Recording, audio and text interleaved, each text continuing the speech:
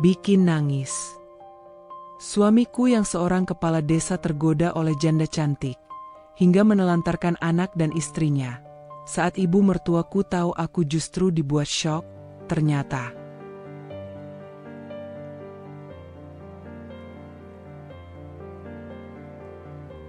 Namaku Dwi, istri dari Arman, kepala desa Karangjati. Hidupku sederhana, tapi penuh warna. Kami tinggal di rumah dinas yang sebenarnya tak jauh beda dengan rumah warga lain. Hanya sedikit lebih luas, karena di bagian depan ada ruang tamu yang sering dipakai warga untuk datang meminta tanda tangan atau sekadar menyampaikan keluh kesah. Aku dan Arman punya 2 anak, Raka dan Nisa. Hidup kami berjalan tenang. Suamiku dikenal bijak, humoris, dan suka membantu. Banyak warga bilang, Pak Kades itu ringan tangan. Bu, senang punya pemimpin kayak dia. Mendengar itu, aku selalu merasa bangga. Setiap pagi, suasana rumah kami ramai. Arman biasanya duduk di kursi rotan sambil menyeruput kopi buatan tanganku. Bu, ini kopinya kok tambah enak ya? Apa rahasianya? Arman tersenyum nakal. Aku membalas dengan senyum tipis. Rahasia istri setia, Pak. Kalau nyeduh kopi sambil ingat wajah suami, pasti rasanya manis. Anak-anak langsung meringis jijik. Papa mama ini lebay, seru Raka, membuat kami tertawa. Kebahagiaan kecil seperti itu membuatku betah jadi istri kepala desa. Bukan soal jabatan atau disegani warga, tapi lebih pada rasa kebersamaan kami. Aku juga punya sahabat baik bernama Sari. Kami sering ke pasar bersama, belanja sayur, sambil bertukar cerita. Sari orangnya ceplas-ceplos, kadang suka kepo pada gosip terbaru di desa. Dwi, kau tahu nggak? Katanya di Karangjati ada pendatang baru. Janda kaya, rumahnya gede banget. Katanya sih dari kota. Aku mengerutkan dahi. Janda kaya? Siapa namanya? Ratna. Kau pasti lihat rumah mewah bercat putih di ujung jalan itu. Mobilnya saja ganti-ganti, Bu. Kadang Mercy, kadang Fortuna. Heboh sekali. Aku hanya tersenyum tipis. Ah, Sari, jangan cepat menilai orang. Baru pindah, mungkin memang rezekinya begitu. Sari cemberut. Iya sih. Tapi tahu sendiri kan, orang desa kalau ada yang beda dikit, langsung jadi bahan omongan. Dan memang benar. Pasar tradisional Karangjati pagi itu penuh bisik-bisik. Para ibu di lapak sayur tak henti membicarakan Ratna. Katanya suaminya dulu pengusaha besar di kota, meninggal, tinggal harta melimpah. Ya ampun, bajunya selalu bermerek. Mana ada janda di desa pakai tas kayak gitu. Aku lihat dia beli ikan kemarin, bayarnya pakai uang 100.000. Padahal cuma ikan lele segenggam. Aku hanya menahan senyum mendengar percakapan itu. Dunia desa memang seperti itu, gosip jadi bumbu sehari-hari. Hari itu, aku benar-benar melihat Ratna pertama kali. Ia masuk pasar dengan mobil hitam mengilap, kacamatanya besar, rambutnya tergerai rapi. Wajahnya cantik, aura kota begitu melekat padanya. Ia melangkah anggun ke kios sayur, membuat semua mata menoleh. Sari menyikut lenganku. Tuh, itu orangnya. Cantik kan? Aku hanya mengangguk. Iya, cantik sekali. Ratna menoleh sebentar ke arah kami dan tersenyum tipis. Aku balas tersenyum sopan. Ada sesuatu pada dirinya yang sulit dijelaskan, antara angkuh dan rapuh. Hari-hariku tetap sibuk mendampingi Arman. Balai desa selalu ramai. Kadang ada warga mengurus surat tanah, kadang ada rapat mendadak. Arman selalu menyempatkan bercanda dengan mereka. Pak Kades, Jalan di dusun timur rusak parah. Bisa diperbaiki nggak? Tanya seorang warga. Arman mengangguk. Bisa. Tapi saya ikut kerja bakti juga, ya. Biar cepat selesai. Semua tertawa.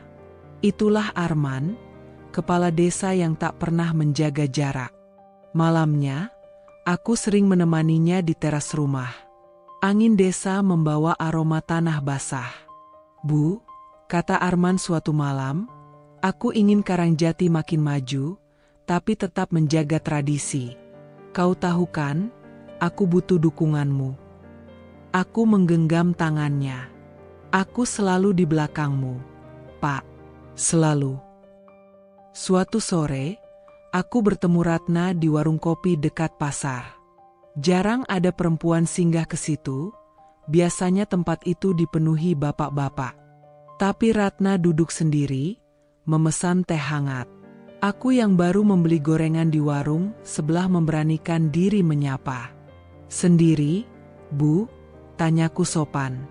Ratna menoleh, tersenyum kecil. Iya, kadang saya suka suasana sederhana begini. Namanya siapa, Bu? Dwi, istri kepala desa. Matanya berbinar. Oh, jadi Ibu Dwi. Senang sekali akhirnya bertemu. Saya Ratna. Sejak itu, aku mulai sedikit mengenalnya. Ternyata Ratna memang janda, suaminya meninggal karena sakit. Ia pindah ke Karangjati karena ingin menjauh dari hiruk-pikuk kota. Di kota, semua serba cepat. Di sini, saya bisa dengar ayam berkokok tiap pagi. Rasanya menenangkan, katanya sambil tersenyum getir. Aku mengangguk. Benar, di desa, kita belajar menikmati hal kecil. Namun, gosip tentang Ratna tak berhenti. Semakin hari, semakin ramai. Ada yang bilang ia terlalu glamor. Ada yang curiga kenapa ia memilih tinggal di desa terpencil padahal kaya raya. Suatu pagi di pasar, aku kembali mendengar ibu-ibu bergosip. Jangan-jangan ada maksud lain pindah ke sini. Ya, apalagi kalau bukan cari perhatian pejabat desa. Ah, bisa saja. Lihat saja nanti. Aku mencoba menenangkan Sari yang ikut panas. Sari, jangan ikut-ikutan. Kita nggak tahu isi hati orang. Sari mendengus. Tapi Dwi, aku khawatir saja. Kadang perempuan cantik itu bawa masalah. Aku hanya tersenyum samar. Tapi dalam hati, aku tak bisa mengabaikan firasat aneh. Malam itu, aku bercerita pada Arman. Pak, warga masih sering membicarakan Bu Ratna. Aku takut gosip ini jadi masalah. Arman menghela napas. Ya, aku juga dengar. Tapi kita jangan terbawa arus. Lebih baik mendekat, mengenal, daripada menghakimi dari jauh. Jadi, kau tak keberatan kalau aku lebih sering bergaul dengan Ratna? Tanyaku ragu. Arman tersenyum hangat. Justru bagus. Kau bisa jadi sahabatnya, sekaligus meredam gosip. Aku mengangguk. Dalam hati, aku merasa semakin tertarik pada sosok Ratna. Ia bukan sekadar janda kaya yang glamor, tapi juga perempuan yang mencoba mencari arti hidup baru. Keesokan harinya, aku benar-benar mengundang Ratna ke rumah dinas. Sari sempat terkejut. Dwi, kau undang dia? Bukannya malah bikin gosip makin ramai? Aku menjawab pelan, kalau aku menjauh, gosip makin liar. Lebih baik aku dekat, biar tahu kebenarannya. Ratna datang dengan mobil putihnya. Anak-anakku menatap takjub. Wah, mobilnya keren banget. Bu, seru Raka. Ratna hanya tertawa kecil. Ah, ini cuma titipan dunia, Nak. Jangan kagum berlebihan. Aku menyambutnya dengan teh panas dan pisang goreng. Kami berbincang lama. Ia bercerita tentang masa lalunya, tentang sepinya rumah besar tanpa keluarga. Aku iri sama ibu, punya suami yang disegani, anak-anak yang lucu. Rumahku besar, tapi kosong, katanya lirih. Aku terdiam. Ada kesedihan dalam suaranya yang mungkin tak dilihat orang lain. Sejak itu, hubunganku dengan Ratna makin dekat. Sari sempat cemberut, merasa aku lebih sering bersama Ratna ketimbang dirinya. Dwi, jangan-jangan kau sudah lupa sahabat lamamu, ya? Katanya suatu pagi di pasar. Aku menggenggam tangannya. Mana mungkin. Kau tetap sahabatku, Sari. Tapi Ratna juga butuh teman. Aku hanya mencoba adil. Sari menghela napas. Ya sudah. Aku percaya padamu. Tapi hati-hati, ya. Jangan sampai semua ini malah jadi masalah. Aku tersenyum. Tenang, Sar. Aku tahu batasnya. Hari itu balai desa lebih ramai dari biasanya. Sejak pagi, warga sudah berdatangan mengurus berbagai urusan. Ada yang minta surat keterangan, ada yang urus bantuan pupuk, ada juga yang sekadar datang untuk mengadu soal jalan berlubang. Aku biasa menemani Arman di ruangan depan, membawakan minum, atau sekadar duduk mendengar warga bercerita. Tapi siang itu, pandanganku tertuju pada seorang perempuan yang baru saja masuk. Ratna. Janda kaya yang belakangan jadi bahan pembicaraan di pasar. Ia datang mengenakan blus putih elegan, dipadu celana panjang hitam, dan sepatu berhak yang agak mencolok untuk ukuran desa.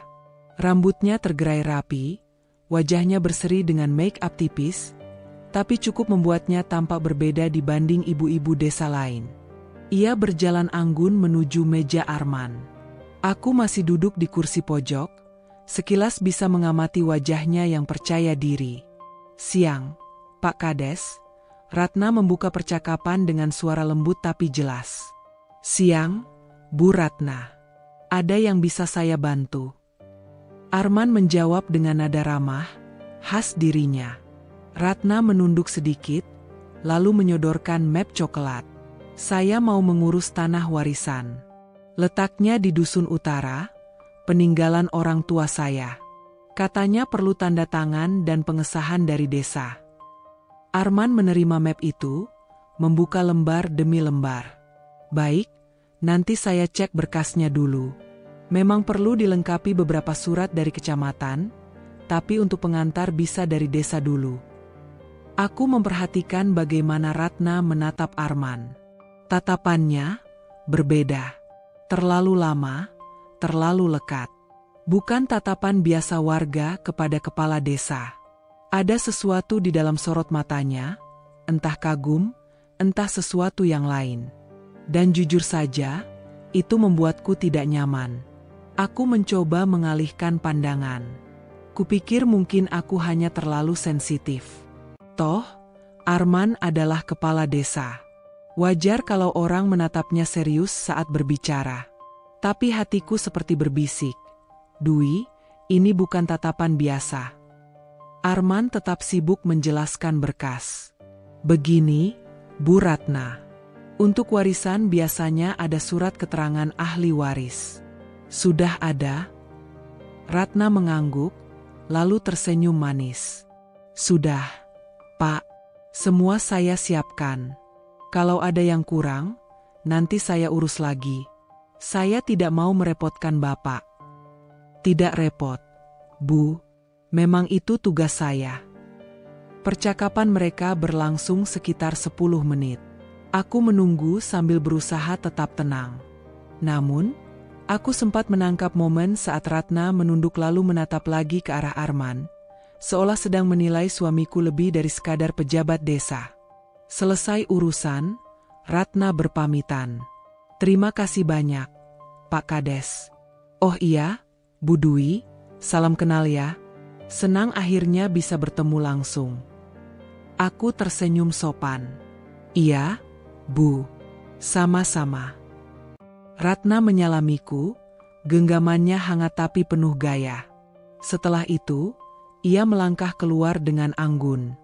Suara hak sepatunya terdengar jelas di lantai balai desa yang sederhana. Begitu pintu menutup, aku langsung menatap Arman. Ia masih menulis sesuatu di kertas.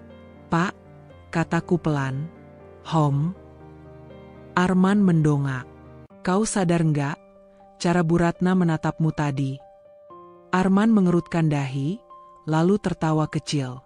"Loh, memangnya kenapa? Aku nggak lihat yang aneh-aneh." Aku mendesah. Entah kenapa aku merasa dia terlalu intens. Tatapannya beda. Arman tertawa lebih keras. "Ih, Bu Kades cemburu ya? Baru juga ketemu sekali." Aku cemberut. "Aku serius, Pak. Rasanya tidak enak. Kau tahu kan, perempuan bisa merasakan hal-hal kecil begitu." Arman menepuk tanganku. "Bu, jangan berpikiran macam-macam. Dia itu warga juga. Urusannya soal tanah warisan, wajar kalau datang ke balai desa. Aku akan tetap profesional." Aku diam sejenak. Ya, aku tahu. Tapi tetap saja ada rasa tidak enak. Malamnya, aku bercerita pada Sari di teras rumah. "Sari, aku lihat sendiri tadi. Ratna datang ke balai desa, dan aku merasa dia terlalu sering menatap Arman." Sari langsung mendekat, matanya berbinar penasaran. "Hah? Jadi gosip di pasar itu ada benarnya? Katanya Ratna suka cari perhatian laki-laki." Aku buru-buru menggeleng. Aku tidak mau menuduh. Tapi tatapannya itu loh, Sar, terlalu lama. Seperti ada maksud lain. Sari menghela napas panjang. Aku sih sudah curiga sejak awal. Perempuan secantik dan seglamor dia, tiba-tiba betah di desa? Kayaknya ada sesuatu. Kau hati-hati, Dwi. Jangan terlalu percaya. Aku meremas jari-jariku gelisah. Ya, tapi Arman menanggapinya biasa saja. Malah menertawakan aku karena dianggap cemburu. Sari menepuk bahuku. Laki-laki itu kadang terlalu polos kalau ada yang mengaguminya. Mereka pikir semua normal. Padahal, perempuan bisa membaca tanda-tanda lebih jelas. Aku mengangguk. Kata-kata Sari sedikit meneguhkan perasaanku. Beberapa hari kemudian, aku kembali melihat Ratna. Kali ini di pasar. Ia sedang memilih sayur, sementara banyak mata ibu-ibu diam-diam memperhatikannya. Aku mendekat, mencoba tetap ramah. "Belanja sendiri, Bu?" tanyaku. Ratna tersenyum. "Iya, Bu Dwi. Kadang enak belanja langsung, bisa pilih sayur segar." Aku mengangguk. Betul. Saat itu, seorang ibu penjual sayur nyeletuk, mungkin tanpa sadar. "Wah, Bu Ratna rajin ke pasar. Jangan-jangan nanti jadi warga kehormatan Karangjati, ya?" Ratna tertawa kecil. "Aduh, jangan begitu, Bu. Saya cuma orang biasa." Tapi aku menangkap sekilas tatapan Ratna padaku setelah itu, seperti ada pesan tersembunyi. Selesai belanja, Sari yang sedari tadi ikut bersamaku berbisik. "Lihat kan, dia selalu tampil lebih, selalu ingin jadi pusat perhatian." Aku menarik napas dalam. Aku hanya berharap perasaanku ini salah. Aku tidak mau ada masalah antara aku, Arman, dan warga. Malam itu, sebelum tidur, aku kembali mengutarakan kegelisahanku pada Arman. "Pak, bagaimana kalau gosip tentang Bu Ratna makin besar? Orang desa itu suka sekali mengait-ngaitkan." Arman menoleh sambil tertawa. "Bu, gosip selalu ada. Tugas kita bukan menghalangi orang bergosip, tapi tetap fokus bekerja. Jangan sampai gosip mengganggu hubungan kita." Aku terdiam, lalu pelan menjawab, "Aku hanya tidak ingin ada bisikan-bisikan yang merusak rumah tangga kita, Pak." Arman meraih tanganku. "Percayalah, Bu, tidak ada yang bisa merusak kita kalau kita saling percaya." Aku tersenyum tipis.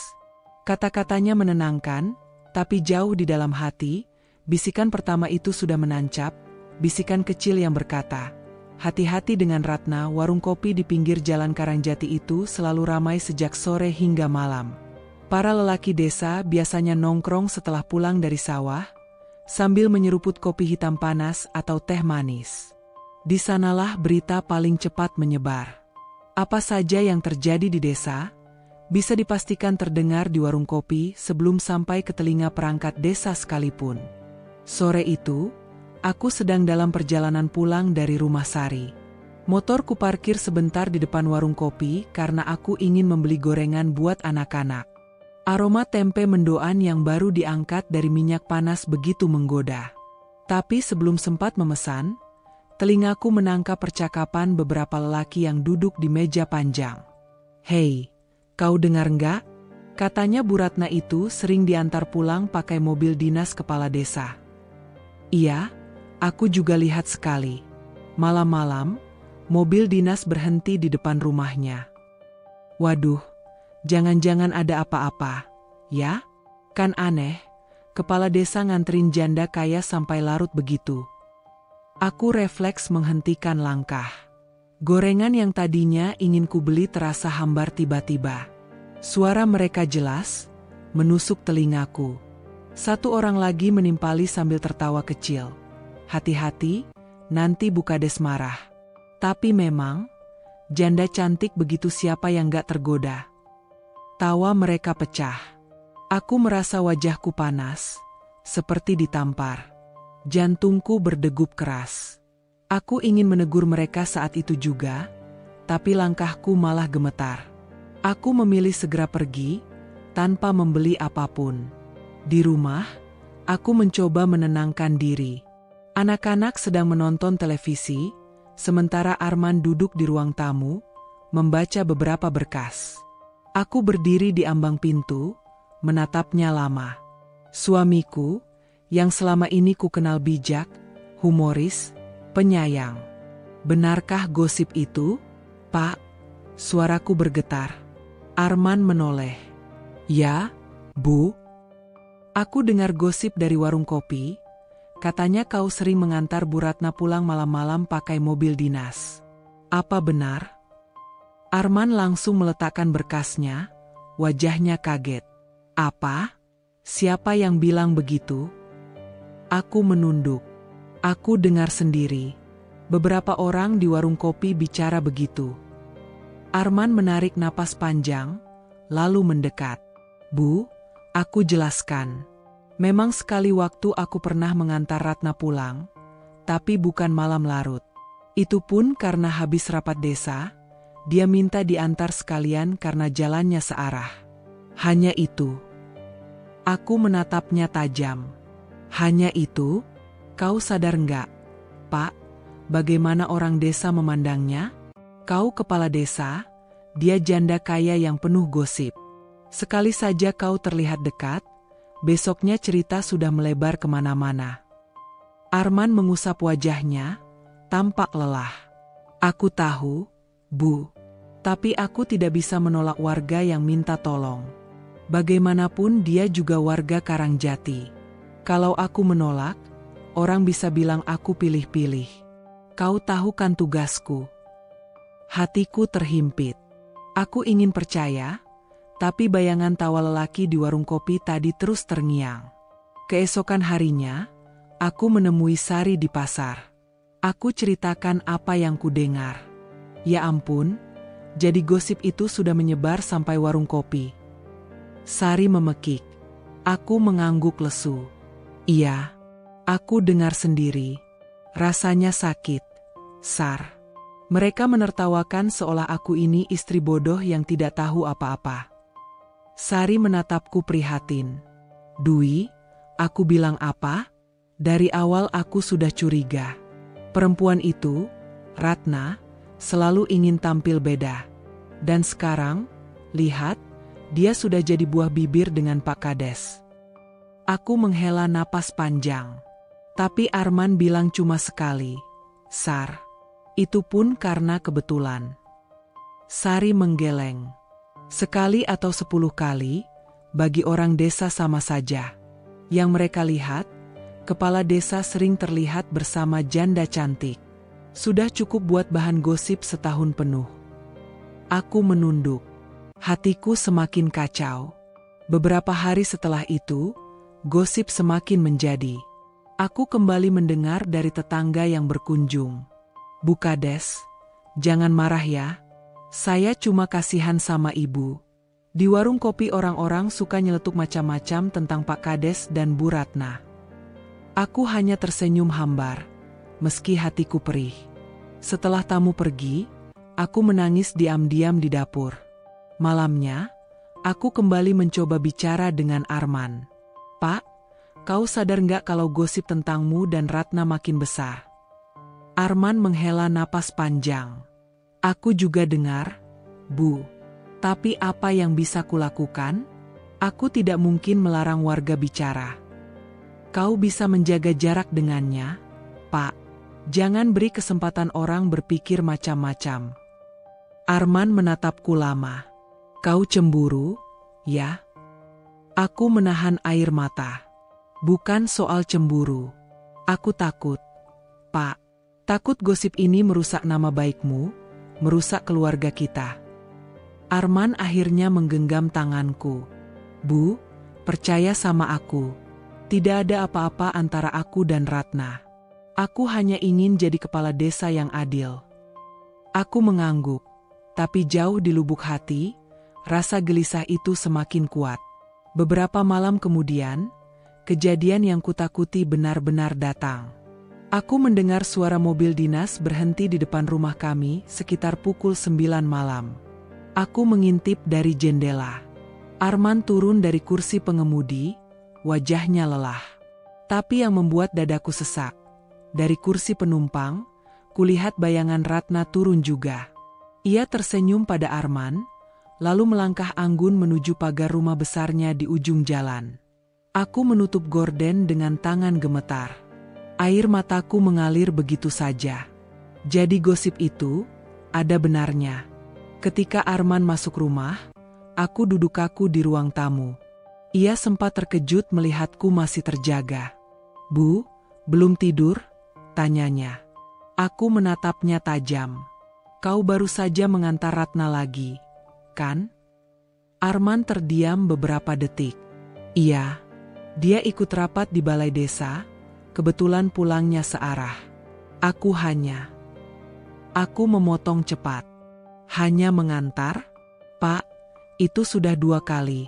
Apa kau tidak peduli dengan gosip yang semakin liar?" Arman terdiam. Wajahnya menegang. "Aku peduli, Bu. Tapi aku juga tidak bisa menolak warga yang butuh bantuan." Aku berdiri, suaraku bergetar. "Bantuan? Atau ada hal lain yang kau sembunyikan?" Suasana hening. Hanya suara jam dinding berdetak keras di ruang tamu. Akhirnya, Arman berkata pelan, "Bu, jangan pernah ragukan kesetiaanku. Tapi kalau kau terus-menerus termakan gosip, itu justru akan merusak kita berdua." Aku menutup wajahku dengan kedua tangan. Hatiku hancur. Bisikan pertama yang dulu kutepis, kini berubah jadi suara keras di kepalaku. Ada yang tidak beres antara Arman dan Ratna. Sore itu udara terasa berat. Hujan baru saja reda, meninggalkan aroma tanah basah yang bercampur dengan dingin menusuk tulang. Dari jendela ruang tamu, aku bisa melihat jalan desa masih becek, anak-anak kecil berlarian sambil mengangkat celana agar tak kena lumpur. Tapi semua pemandangan itu tak membuat hatiku tenang. Justru sebaliknya, hatiku semakin gelisah. Sejak siang, pikiranku terus dihantui gosip warung kopi. Kata mereka, Ratna sering pulang malam diantar mobil dinas kepala desa. Aku ingin menepisnya, tapi bayangan tatapan Ratna pada Arman di balai desa tempo hari kembali muncul. Tatapan itu bukan tatapan biasa. Ada sesuatu di balik senyumnya, sesuatu yang membuatku tidak nyaman. Ketika pintu rumah terbuka, Arman masuk dengan langkah berat. Ia menaruh tas kerjanya di kursi, melepas peci, dan menarik napas panjang. Capek sekali hari ini, katanya sambil duduk. Aku segera mengambilkan teh hangat yang sudah kusiapkan. Bang, minum dulu. Habis hujan begini pasti enak. Ia menyeruput pelan. Iya, pas sekali. Aku duduk di depannya, menatap wajahnya yang letih. Tapi justru tatapannya yang membuatku resah. Ada kilatan samar yang tak bisa kujelaskan. Aku ingin menahan lidah, ingin membiarkan saja, tapi beban di dadaku tak tertahankan lagi. Bang, suaraku pelan, hampir berbisik. Ia menoleh. Aku tadi dengar orang-orang di warung kopi ngobrol. Katanya Ratna sering pulang malam. Diantar mobil dinas, bahkan ada yang bilang abang juga sering bareng dia. Arman langsung meletakkan cangkir teh ke meja dengan bunyi duk, yang membuatku terlonjak kecil. Wajahnya berubah, kening berkerut. Astagfirullah, Sari. Kamu percaya omongan warung kopi? Gosip murahan kayak gitu kamu telan mentah-mentah. Aku menggenggam ujung rokok erat-erat, mencoba menahan gemetar. Aku bukan percaya begitu saja. Tapi aku lihat sendiri waktu Ratna datang ke balai desa, cara dia mandang abang itu. Tatapan. Arman menyela cepat, suaranya meninggi. Kamu ini apa-apaan? Sar? Orang mau urus tanah warisan, ya wajar dong ngomong sama kepala desa. Kalau tatapannya menurutmu aneh, itu cuma perasaanmu. Jangan ngada-ngada. Aku menghela napas panjang, menunduk. Aku cuma nggak nyaman, Bang. Rasanya ada yang salah. Arman berdiri, berjalan mondar-mandir di ruang tamu. Tangannya bersedekap, wajahnya penuh amarah. Cemburu buta. Itu yang salah. Kamu terlalu sensitif. Apa aku kasih alasan untuk curiga? Aku tiap hari kerja, rapat, ngurus warga. Bukannya didukung istri, malah dituduh yang enggak-enggak. Air mataku hampir jatuh, tapi aku tahan. Aku tak mau terlihat lemah. Aku cuma istri yang khawatir. Kalau aku lihat sesuatu yang gak enak di hati, apa aku harus diam saja? Arman berhenti melangkah, menatapku tajam.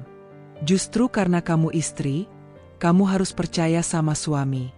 Kalau kamu ikut-ikutan gosip kampung, apa bedanya kamu sama mereka? Aku menggertakkan gigi, menahan sakit hati. Jadi abang lebih percaya sama omongan orang luar daripada perasaan istri sendiri. Ia mendengus keras. Bukan begitu. Tapi kalau kamu terus begini, aku jadi males pulang. Bayangin, pulang ke rumah bukan disambut hangat, malah ditanya-tanyain soal gosip. Kata-katanya seperti pisau yang menusuk dada. Aku merasa kecil, tidak dianggap. Padahal yang kulakukan hanyalah menyuarakan kegelisahanku. Bang, suaraku bergetar. Aku nggak pernah minta banyak. Aku cuma minta abang jujur sama aku. Kalau memang nggak ada apa-apa, yakinkan aku. Jangan malah marah.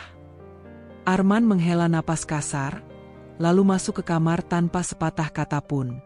Pintu ditutup keras hingga aku terlonjak. Aku terduduk di kursi, menatap cangkir teh yang sudah tak disentuhnya lagi.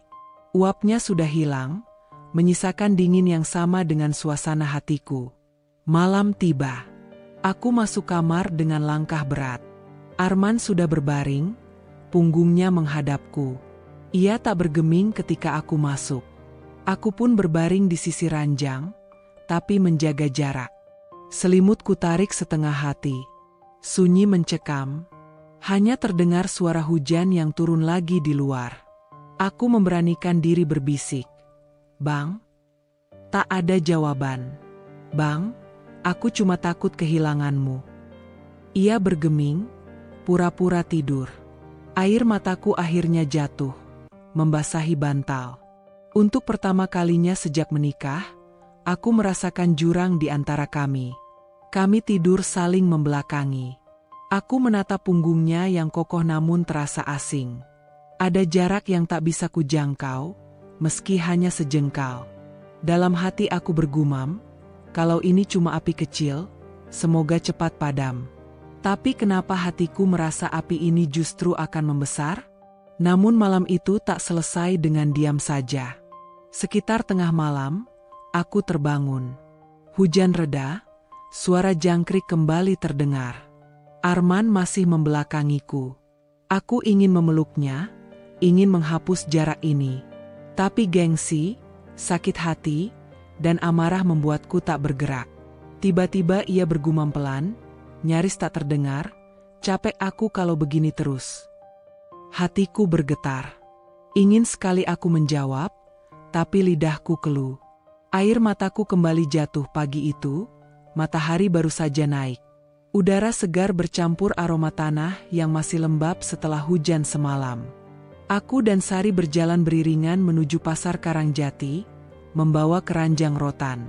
Pasar tradisional desa kami selalu ramai di hari Sabtu, penuh dengan warna, suara, dan aroma yang bercampur jadi satu.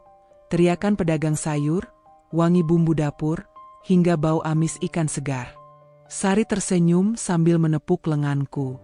"Dwi, wajahmu pucat sekali.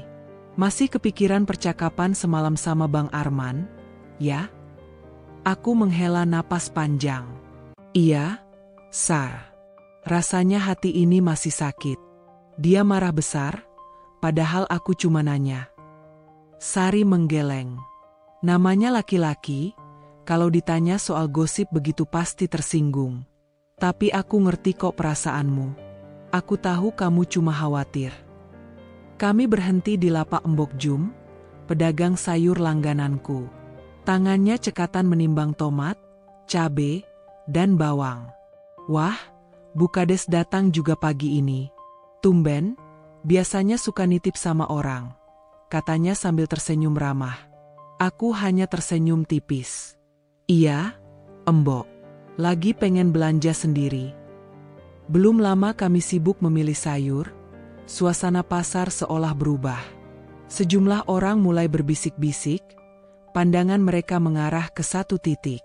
Aku ikut menoleh, dan jantungku langsung berdegup kencang. Ratna. Ia datang dengan gaun terusan warna merah marun yang kontras sekali dengan suasana pasar yang sederhana. Rambutnya tergerai indah, kacamata hitam bertengger di atas kepala. Di tangannya ada tas bermerek yang aku tahu harganya bisa buat beli satu motor baru. Ia melangkah penuh percaya diri, heelsnya menimbulkan bunyi tek-tok yang terdengar jelas di lantai pasar yang becek. "Astagfirullah," bisik Sari pelan. "Kenapa harus sekarang sih dia muncul?" Aku pura-pura sibuk memilih cabai, berharap Ratna hanya lewat. Tapi ternyata, takdir berkata lain. Bu Kades." Suara Ratna melengking, penuh semangat palsu. Ia melambaikan tangan ke arahku. Semua orang di pasar langsung menoleh. Aku memaksakan senyum. "Iya, Bu Ratna. Pagi." Ratna mendekat dengan langkah anggun. Tapi sebelum benar-benar bicara padaku, matanya menyapu sekeliling, dan tiba-tiba berhenti ketika melihat Arman. Suamiku kebetulan sedang berdiri tak jauh, berbicara dengan Pak RT yang juga belanja. "Oh, Pak Kades juga ada rupanya." Ratna tersenyum lebar, terlalu lebar. "Kebetulan sekali." Aku bisa merasakan seluruh mata warga kini menyorot ke arah kami. Arman tampak kaget. Ia menoleh, lalu tersenyum tipis. "Oh, Bu Ratna. Iya, kebetulan saya lagi mampir sebentar. Mau ngobrol sama Pak RT soal acara kerja bakti minggu depan." Tapi Ratna tidak berhenti di situ. Ia berjalan ke arah Arman, tubuhnya agak condong, seolah terlalu bersemangat. "Wah, kalau begini saya senang sekali. Soalnya saya juga mau konsultasi soal tanah saya. Kan lebih enak kalau langsung dengan Pak Kadesnya sendiri." Nada suaranya genit. Bahkan beberapa ibu-ibu di sekitar mulai menutup mulut, menahan tawa sekaligus bisik-bisik.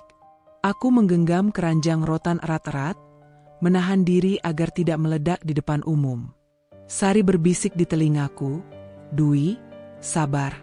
Jangan terpancing. Semua orang lagi lihat.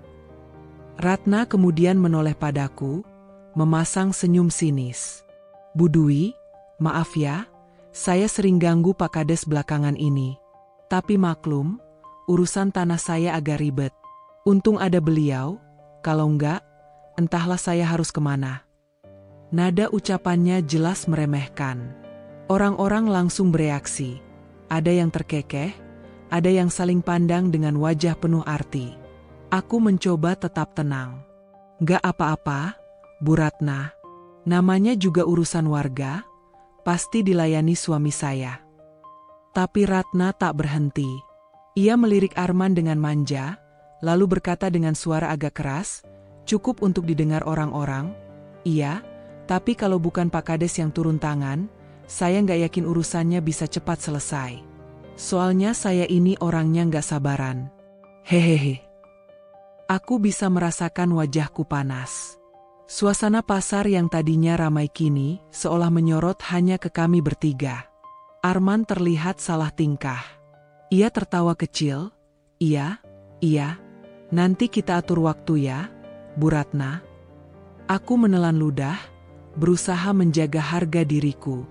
Bang, ayo kita pulang saja. Belanjanya sudah cukup. Suaraku tegas. Ratna justru menambahkan, Bu Dwi, jangan buru-buru dong. Lagian saya masih mau nitip sama Pak Kades. Kan kebetulan ketemu. Nggak enak rasanya kalau dilewatkan. Sari akhirnya angkat bicara. Bu Ratna, kalau urusan tanah, kan ada staf balai desa. Nggak harus selalu Pak Kades langsung. Kasihan, waktunya beliau terbatas. Ratna menoleh ke Sari, senyumnya melebar tipis. Oh, jadi ibu ini sekretaris balai desa juga? Hebat sekali, tahu semua jadwal Pak Kades. Sari mendengus, hampir tak bisa menahan diri. Tapi ia menatapku, memberi kode agar aku tetap tenang. Aku akhirnya berkata dengan suara dingin, Bu Ratna, kalau memang butuh bantuan, silakan urus lewat jalur resmi. Jangan semuanya harus lewat Pak Kades. Beliau juga punya keluarga. Seketika suasana hening. Orang-orang yang tadinya berbisik kini menahan napas, menunggu reaksi Ratna. Ratna tertawa kecil, tapi jelas ada sindiran di balik tawanya. Iya, Bu Dwi. Saya paham. Hanya saja, saya merasa lebih nyaman kalau dibantu langsung. Kan lebih cepat, lebih efektif. Aku sudah tidak sanggup lagi. Tanpa menunggu, aku menarik tangan Sari. Sar, ayo, kita pulang. Arman tampak ingin menahan, tapi aku tidak memberinya kesempatan. Aku berjalan cepat keluar dari pasar, menundukkan kepala agar tak melihat tatapan warga yang penuh tanya dan gosip. Di luar pasar, air mataku pecah. Aku berhenti di pinggir jalan, menutupi wajah dengan kerudung. Sari memeluk bahuku erat. Dwi, sabar ya. Aku tahu sakitnya. Ratna memang sengaja permalukan kamu di depan orang banyak. Aku terisak. Kenapa dia berani begitu? Sar, kenapa dia berani menantang aku terang-terangan? Sari menghela napas. Karena dia merasa punya sesuatu yang bisa dipamerkan. Kekayaan, kecantikan, dan mungkin karena dia yakin bisa menarik perhatian Arman. Aku menutup mata, menahan perih. Kalau gosip itu benar, kalau Arman benar-benar dekat dengan dia, aku nggak tahu harus gimana. Sar, aku takut rumah tanggaku hancur. Sari menggenggam tanganku erat-erat. Kamu nggak sendiri, Dwi. Aku akan selalu ada di sampingmu. Jangan biarkan Ratna menang. Aku hanya bisa menangis. Untuk pertama kalinya aku merasa dipermalukan di depan orang banyak, bukan hanya sebagai seorang istri, tapi juga sebagai ibu kepala desa. Harga diriku serasa diinjak-injak oleh senyum sinis seorang janda kaya yang baru datang ke desa. Dan sejak saat itu, aku tahu, api kecil yang semalam membara di rumah kini sudah menjalar keluar. Dan Ratna, Dengan sengaja menyiramkannya dengan bensin. Siang itu matahari terik, membuat halaman rumah dinas kepala desa terasa gersang. Angin bertiup pelan, membawa suara ayam berkokok dari kandang tetangga. Aku baru saja selesai menjemur pakaian ketika suara mobil terdengar berhenti di depan rumah. Aku buru-buru masuk, mengintip dari jendela. Betapa kagetnya aku ketika melihat sosok perempuan parubaya turun dengan langkah mantap. Wajahnya tegas, kerudungnya rapi, dan matanya menyapu sekeliling dengan penuh wibawa. Itu adalah ibu mertua, ibunya Arman. Ya Allah, gumamku pelan. Aku buru-buru membuka pintu. Ibu, aku menyambut dengan senyum, mencoba sopan meski hatiku mendadak berdebar. Tumben datang, Bu. Nggak kasih kabar dulu.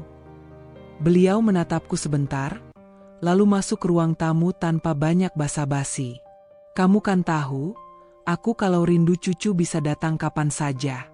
Memangnya harus kasih kabar dulu? Aku tersenyum canggung. Iya, Bu. Silakan duduk. Saya ambilkan minum dulu. Anak-anak berlarian keluar kamar, senang melihat neneknya datang. Ibu mertua langsung tersenyum hangat pada mereka, mengangkat keduanya bergantian. Aduh, cucu nenek tambah besar saja. Cantik, ganteng, persis bapaknya. Aku menahan diri. Kata-kata itu terasa biasa saja. Tapi entah kenapa ada nada yang membuatku merasa tidak dianggap. Setelah memberi minuman, aku duduk di sampingnya. Ibu sehat, kan? Tanyaku sopan. Beliau mengangguk, lalu menatapku dari ujung kepala hingga kaki. Pandangan itu membuatku gelisah. Dwi, katanya pelan tapi jelas, aku ini datang bukan cuma mau lihat cucu. Aku juga mau ngomong sama kamu. Aku menelan ludah. Ngomong apa, Bu? Beliau menaruh cangkir teh ke meja, lalu bersandar. Kamu itu istri kepala desa. Harusnya tahu menjaga penampilan. Tapi lihat dirimu sekarang. Pakaian seadanya, wajah kusam, rambut nggak terurus. Apa kamu nggak kasihan sama suamimu? Aku terdiam, darahku mendidih. Bu, saya... Beliau tak membiarkan aku menjawab. Arman itu laki-laki, Dwi. Laki-laki itu matanya gampang liar kalau istrinya nggak pandai merawat diri. Kamu tahu nggak? Belakangan ini orang-orang ngomongin dia sama janda kaya itu. Apa kamu nggak dengar? Dadaku terasa sesak.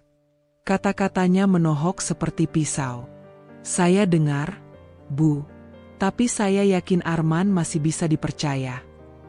Ibu mertua mendengus. Percaya itu boleh, tapi jangan bodoh. Kalau mau tahan suami, jangan tampil kumal begitu. Kamu pikir cukup dengan masak, nyuci, ngurus anak? Arman itu butuh istri yang bisa dibanggakan, bisa bikin dia betah di rumah. Kalau kamu terus begini, jangan salahkan dia kalau cari yang lain. Aku tak kuat menahan. Air mataku jatuh. Bu, apa ibu pikir saya nggak berusaha? Saya bangun pagi, urus rumah, ngurus anak, siapin makan untuk Arman, bahkan kadang ikut bantu urusan desa. Saya capek, Bu. Tapi saya lakukan karena cinta. Beliau menatapku dingin. Cinta saja nggak cukup. Dwi, laki-laki itu butuh dilihat.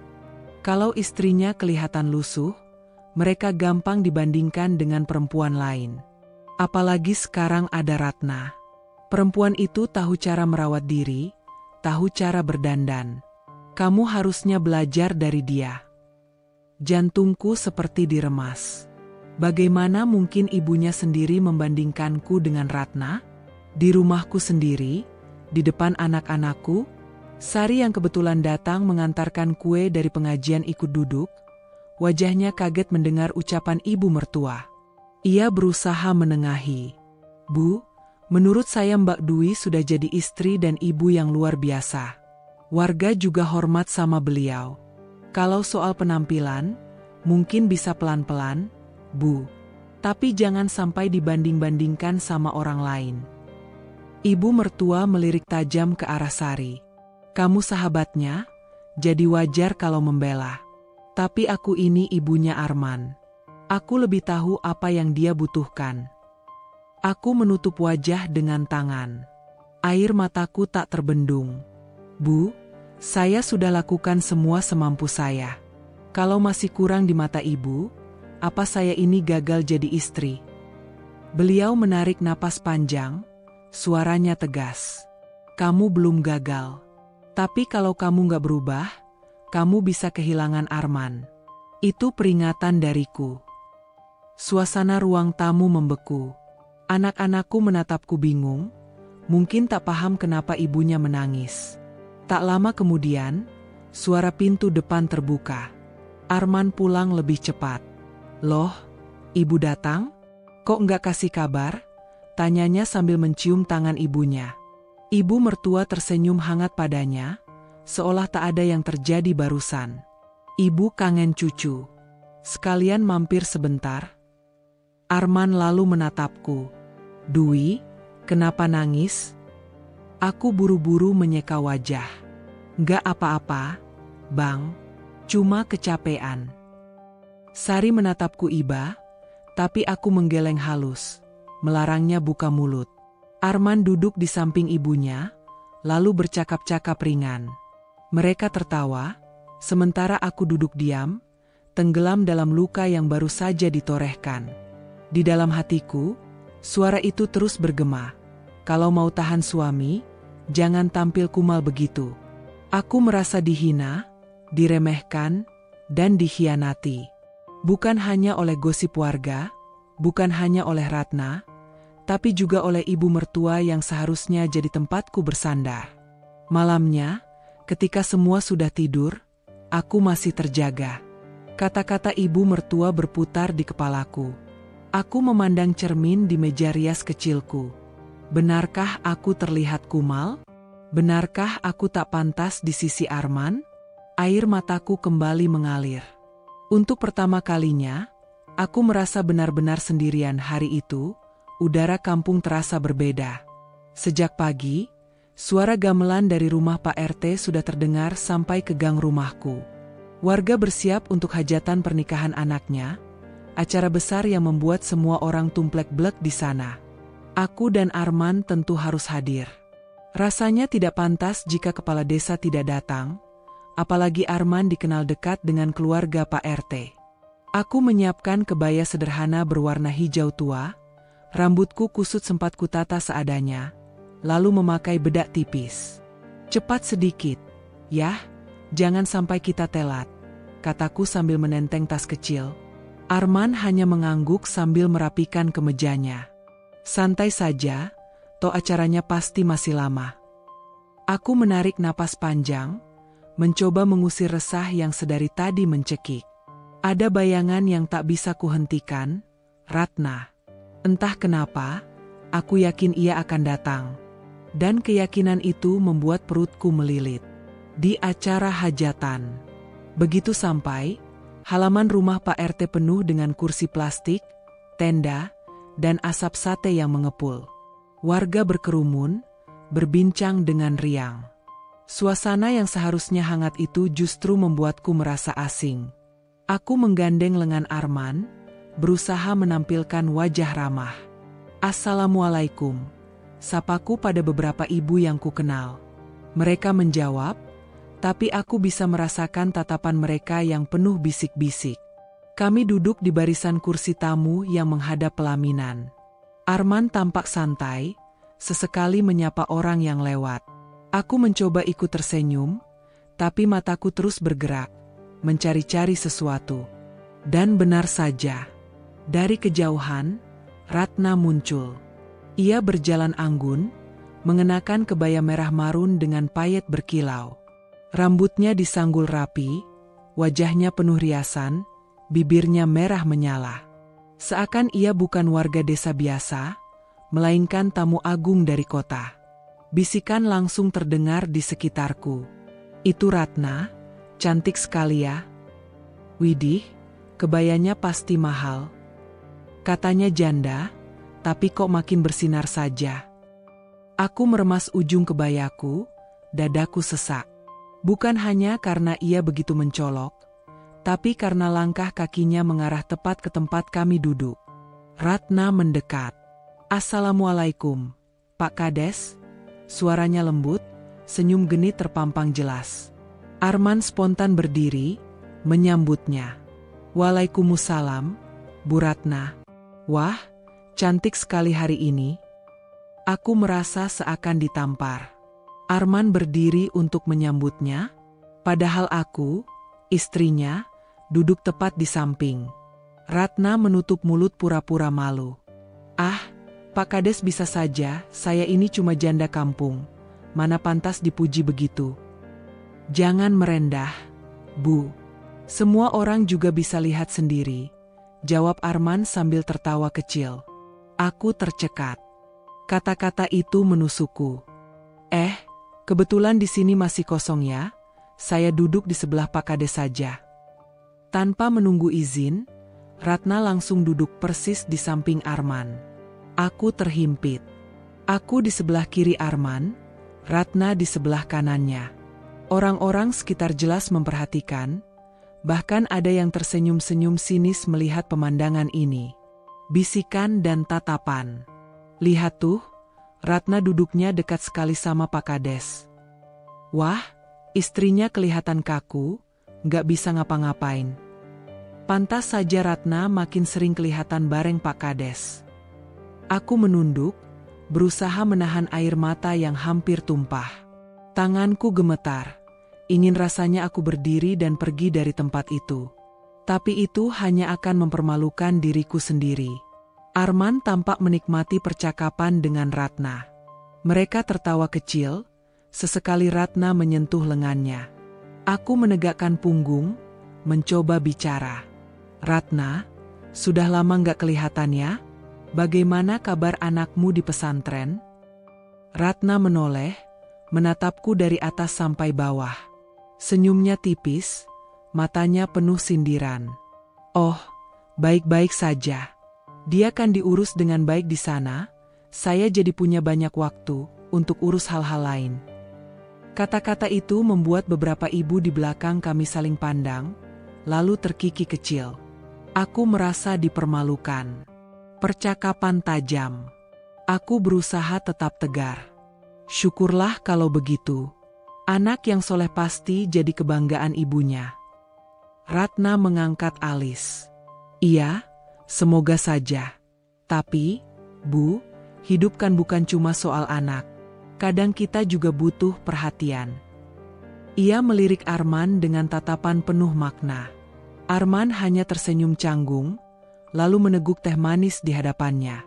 Hatiku hancur. Perhatian? Apakah itu sindiran langsung padaku? Aku menggigit bibir, menahan kata-kata tajam yang ingin sekali meluncur. Tapi aku tahu, jika aku meledak di sini, aku akan terlihat sebagai istri yang pencemburu dan tidak tahu sopan santun. Air mata yang kutahan. Musik gamelan mengalun, orang-orang mulai makan, tapi aku kehilangan selera. Setiap kali kulihat Ratna tertawa di samping Arman, rasanya aku ingin menjerit. Aku mencoba mengajak Arman bicara. "Yah, ayo kita ambil makan, belum ada nasi di piring." Arman malah berkata, "Sebentar, kamu duluan saja. Aku lagi enak ngobrol." Aku tercekat, hatiku seperti diremas. Sari, sahabatku, kebetulan lewat dan menatapku penuh iba. Ia membisikkan pelan, "Sabar, jangan emosi di depan orang." Aku mengangguk lemah. Tapi air mata tetap menetes tanpa bisa kucegah. Aku buru-buru mengusapnya, berharap tidak ada yang melihat. Sayangnya, beberapa mata sudah mengarah padaku. Aku tahu apa yang mereka pikirkan. Istri kepala desa, kalah wibawa sama janda genit. Saat pulang, acara mulai mereda ketika malam tiba. Aku langsung berdiri, tak tahan lagi. "Yah, ayo kita pulang," kataku singkat. Arman terlihat ragu, masih asyik berbincang. Tapi akhirnya ia berdiri juga. "Ya sudah, Bu Ratna, kami duluan ya. Ratna tersenyum manis, lalu menunduk pura-pura sopan. Hati-hati, Pak Kades. Lain kali kita sambung ngobrol lagi, ya. Aku berjalan cepat meninggalkan tempat itu, tanpa peduli apakah Arman mengikutiku atau tidak. Dadaku sakit, kakiku gemetar. Malam itu, aku merasa kalah, terhina, dan benar-benar sendiri. Pagi itu, sinar matahari masuk lewat celah jendela dapur. Aku duduk diam di kursi kayu, menatap gelas teh yang sudah dingin tanpa kuhirup. Semalaman aku tidak bisa tidur. Bayangan wajah Ratna dengan kebaya merah menyala itu terus menghantui benakku. Tatapan genitnya, tawa renyahnya di samping Arman, dan bisik-bisik warga yang menusuk telinga, semua berputar seperti kaset rusak di kepalaku. Di hadapan suamiku, aku berusaha tegar. Tapi kenyataannya, aku hancur. Aku butuh bicara dengan seseorang. Seseorang yang bisa benar-benar memahami aku, tanpa menghakimi. Maka kuputuskan untuk pergi ke rumah Sari siang itu. Di rumah Sari. Rumah Sari sederhana, berdinding papan, dengan pekarangan kecil penuh tanaman bunga kertas. Begitu aku tiba, Sari langsung menyambutku dengan senyum lebar. "Wai, tumben pagi-pagi datang? Mukamu pucat sekali. Masuklah," katanya sambil menggandeng tanganku masuk. Aku hanya tersenyum tipis, mengikuti langkahnya. Begitu duduk di ruang tamu, aku tak bisa lagi menahan diri. Air mata yang sejak pagi kutahan akhirnya jatuh juga. Sari buru-buru duduk di sebelahku, meraih bahuku. "Astagfirullah, Wai, ada apa? Suamimu lagi bikin ulah?" Aku terisak, mencoba bicara di sela tangis. "Sari, aku nggak kuat. Kemarin di hajatan, Ratna datang dengan kebaya mewah, duduk di sebelah Arman, ngobrol akrab, semua orang lihat. Semua orang bisik-bisik. Aku dipermalukan." Sari terdiam sejenak, lalu menarik napas panjang. "Jadi benar, ya? Aku dengar juga cerita itu dari beberapa orang. Katanya, Ratna tampak seperti ratu semalam. Dan Arman?" Ia berhenti, ragu melanjutkan. Aku menatapnya dengan mata basah. "Dan Arman apa?" Sari menunduk. Arman terlihat menikmati. "Maaf, Wai. Aku nggak mau bikin kamu tambah sakit. Tapi aku harus jujur." Aku menutup wajahku dengan kedua tangan. "Kenapa harus aku yang melalui ini? Sari, aku sudah setia, aku sudah berusaha jadi istri yang baik." Sari memberi peringatan. Sari menepuk pundakku pelan. "Wai, dengar aku baik-baik. Ratna itu bukan janda biasa. Dia punya uang. Kamu tahu sendiri kan, tanah warisannya luas. Katanya dia juga dapat kiriman uang rutin dari keluarganya di kota. Dan selain uang, dia juga punya sesuatu yang lebih berbahaya, kuasa." Aku menoleh dengan wajah bingung. "Kuasa? Maksudmu?" Sari menatapku lekat-lekat. "Ratna itu pandai memikat orang. Kamu kira cuma Arman? Banyak lelaki di desa ini yang tergoda olehnya. Tapi dia pintar memilih. Dia nggak main dengan sembarang laki-laki. Dia selalu mendekat pada orang yang punya kedudukan, orang yang bisa memberinya posisi aman." Aku tercekat. Kata-kata itu bagai petir yang menyambar. Sari melanjutkan, "Dan sekarang, targetnya jelas. Suamimu, kepala desa. Kamu harus hati-hati, Wai. Jangan anggap enteng." Aku menggenggam tangan Sari erat-erat. "Tapi aku ini siapa? Sari? Aku cuma istri biasa. Aku nggak punya uang banyak. Aku nggak bisa bersaing dengan baju mewah atau kecantikannya. Aku takut kehilangan Arman."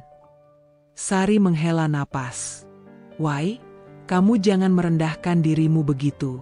Kamu punya sesuatu yang Ratna nggak punya, ketulusan. Kamu istri sah, kamu yang sudah mendampingi Arman bertahun-tahun. Itu bukan hal kecil." Aku menggeleng lemah. Tapi apakah itu cukup untuk menahan suami yang tergoda? Percakapan yang membuka luka. Sari terdiam lama sebelum menjawab. Aku nggak bisa janji itu cukup. Aku juga nggak bisa menjamin Arman akan tetap lurus. Tapi aku tahu satu hal. Kalau kamu diam saja, kamu akan digilas. Ratna nggak akan berhenti sebelum mendapatkan apa yang dia mau. Aku mengusap air mataku. Jadi aku harus bagaimana? Sari menatapku dalam. Kamu harus kuat. Kamu harus pintar. Jangan tunjukkan kelemahanmu di depan Ratna, apalagi di depan warga. Kalau kamu terlihat rapuh, dia akan semakin mudah menjatuhkanmu. Ingat, mata orang desa ini selalu mencari bahan gosip. Jangan biarkan mereka melihatmu kalah. Kata-kata itu menusukku, tapi sekaligus menguatkan. Aku menghela napas berat. Sari, aku takut. Rasanya aku sendirian melawan semuanya. Sari menggenggam tanganku. Kamu nggak sendirian.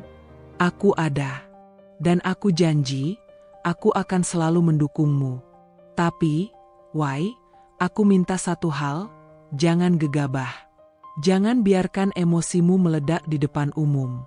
Semua orang sedang memperhatikan. Mereka menunggu kapan kamu jatuh. Jangan beri mereka kepuasan itu. Aku menunduk, terisak lagi. Aku akan mencoba. Sebuah janji. Kami terdiam lama. Hanya suara ayam berkokok di luar yang terdengar. Sari kemudian berdiri, membuatkan teh hangat, lalu menyerahkannya padaku. Minumlah, biar tenang sedikit, katanya lembut. Aku menerima cangkir itu dengan tangan bergetar. Terima kasih, Sari.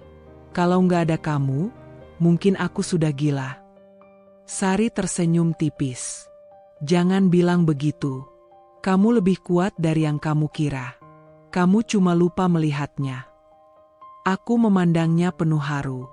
Sari, kalau suatu saat aku jatuh, janji kamu tetap ada di sisiku.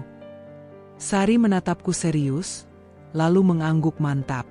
Aku janji, Wai, aku nggak akan membiarkan kamu berjuang sendirian. Air mataku menetes lagi, tapi kali ini bukan karena lemah. Ada sedikit kehangatan yang kurasakan di tengah dinginnya ketakutan yang membelenggu. Pulang dengan perasaan campur. Sore itu aku pulang dengan langkah gontai, tapi hatiku sedikit lebih tenang. Kata-kata Sari terus terngiang-ngiang. Ratna bukan janda biasa, dia punya uang dan kuasa. Hati-hati, Wai, siang itu aku membawa 2 rantang berisi makanan untuk Arman. Nasi hangat, sayur asem, dan ikan goreng kesukaannya. Sudah jadi kebiasaan, sesekali aku mengantar makan siang ke balai desa, apalagi kalau aku tahu ia sibuk. Balai desa tampak ramai. Beberapa warga duduk menunggu giliran urus surat, ada juga bapak-bapak yang ngobrol di serambi. Aku menyapa mereka dengan senyum kecil, mencoba tetap ramah. Wah, Bu Dwi bawa rantang lagi. Beruntung Pak Kades. Selalu diantar istri, ujar seorang bapak bercanda. Aku hanya mengangguk sambil tersenyum, meski hatiku sedang tidak tenang. Aku melangkah ke dalam. Lorong balai desa sepi. Dari ruang kerja kepala desa, kudengar suara tawa. Tawa perempuan. Tawa yang asing namun sudah terlalu sering mampir di telingaku. Aku berhenti. Napasku tercekat. Dengan langkah pelan, aku mendekat. Pintu ruang kerja itu tidak tertutup rapat, hanya setengah terbuka. Dari celahnya, kulihat Arman duduk di kursinya. Di depannya, Ratna. Ratna bersandar sedikit ke meja, wajahnya mendekat. Aduh, Pak Kades, kalau begini terus, saya bisa betah ke balai desa tiap hari, ucapnya sambil tertawa genit. Arman ikut tertawa. Ratna ini, ada-ada saja. Kalau semua warga cantik dan cerewet kayak kamu, saya bisa repot. Mereka tertawa bersama. Tawa yang hangat, tapi bukan untukku. Tanganku bergetar memegang gagang rantang. Dadaku sesak. Rasanya ada pisau yang ditusukkan perlahan, tapi dalam. Aku ingin masuk, meletakkan rantang itu di meja dengan suara keras, agar mereka kaget. Aku ingin bertanya, kenapa harus tertawa seperti itu? Men? Kenapa harus dengan dia? Tapi kakiku kaku. Aku berdiri di depan pintu beberapa detik, hanya mendengar. Ratna lalu bersuara lagi, kali ini lebih pelan tapi jelas. Kalau saya punya kepala desa seperti Mas Arman di rumah, mungkin saya nggak akan kesepian. Arman terdiam sejenak, lalu batu kecil, mencoba menutupi. Tapi aku sempat melihat, dia tidak menolak kalimat itu. Air mataku menggenang. Aku cepat-cepat melangkah mundur, takut ketahuan. Di lorong, aku hampir menabrak seorang staf desa. "Oh, Bu Dwi mau titip rantang ke dalam?" tanya pemuda itu. Aku buru-buru menggeleng. Enggak usah. Saya titip di sini saja." Suaraku bergetar. Pemuda itu mengangguk, agak heran. "Baik, Bu." Aku meletakkan rantang di mejanya, lalu segera keluar dari balai desa. Di serambi, aku mendengar samar bisikan warga yang sedang duduk. Lihat tuh. Ratna lama banget sama Pak Kades di dalam." "Iya, kayak nggak ada urusan lain. Padahal banyak warga ngantri." Kakiku lemas. Aku mempercepat langkah, menunduk agar tak ada yang melihat mataku yang basah. Begitu sampai di luar, aku berhenti sebentar, memandang langit. Air mataku jatuh juga. Di depan warga, suamiku tertawa mesra dengan perempuan lain. Dan aku hanya bisa diam. Sore itu, halaman rumah dinas sepi. Angin berhembus pelan, membawa bau tanah basah sisa hujan siang tadi. Aku sedang melipat pakaian di ruang tengah, ketika suara pintu depan dibanting keras. Braa. Aku terkejut, buru-buru menoleh. Anak sulungku, Raka, berdiri di ambang pintu dengan mata merah dan wajah penuh air mata. Di belakangnya, adiknya, Rini, ikut masuk dengan wajah cemas. "Raka, ada apa nak? Kok pulang nangis begini?" tanyaku cepat, meletakkan pakaian ke meja. Raka tidak langsung menjawab. Ia melempar tasnya ke lantai, lalu duduk di kursi dengan wajah menunduk. Bahunya bergetar menahan tangis. Aku meraih pundaknya. "Raka, cerita sama ibu. Kenapa, sayang?" Ia mengangkat wajahnya, matanya sembab. Suaranya serak ketika akhirnya bicara. Teman-teman bilang bapak mau nikah lagi sama Bu Ratna. Mereka ketawa-ketawa. "Bu, katanya nanti aku punya ibu baru yang cantik dan kaya. Terus aku sama Rini katanya bakal ditinggalin ibu." Hatiku langsung runtuh. Rasanya ada palu besar menghantam dadaku. Ya Allah, aku menutup mulutku dengan tangan, air mataku ikut menetes. "Nak, siapa yang bilang begitu?" "Semua teman di sekolah." Raka menangis lebih keras. "Mereka bilang tiap hari lihat Bu Ratna sama bapak. Mereka bilang Bu Ratna sering ke balai desa, terus suka dianterin mobil dinas malam-malam. Katanya Bu Ratna cocoknya sama bapak. Bu, apa itu benar? Apa bapak mau nikah lagi?" Aku langsung memeluk Raka erat-erat. Tubuh kecilnya bergetar di pelukanku. Rini ikut menangis di sampingku, memegangi tanganku. "Dengar ya, nak." Suaraku bergetar, aku mencoba menenangkan mereka meski hatiku hancur. "Ibu nggak akan pernah ninggalin kalian. Nggak akan pernah. Kalian darah daging ibu. Apapun yang orang bilang di luar sana, jangan kalian percaya mentah-mentah. Itu gosip, nak. Gosip orang yang gak tahu apa-apa." "Tapi Bu," Rini menyahut lirih, suaranya terbata-bata. "Aku dengar sendiri ada ibu-ibu ngomong di jalan, katanya Bu Ratna cantik, pantas dampingi bapak. Mereka bilang, ibu kalah jauh sama dia." Kalimat itu menusuk hatiku lebih dalam daripada pisau. Aku menggigit bibirku, menahan isak. Sampai anakku pun mendengar ejekan itu, aku mengusap kepala keduanya bergantian. Raka, Rini, dengar ibu. Orang boleh ngomong apa saja. Tapi kalian tahu kan, siapa yang selalu ada buat kalian? Siapa yang selalu bangun pagi, nyiapin sarapan, nyuci baju, nemenin kalian belajar?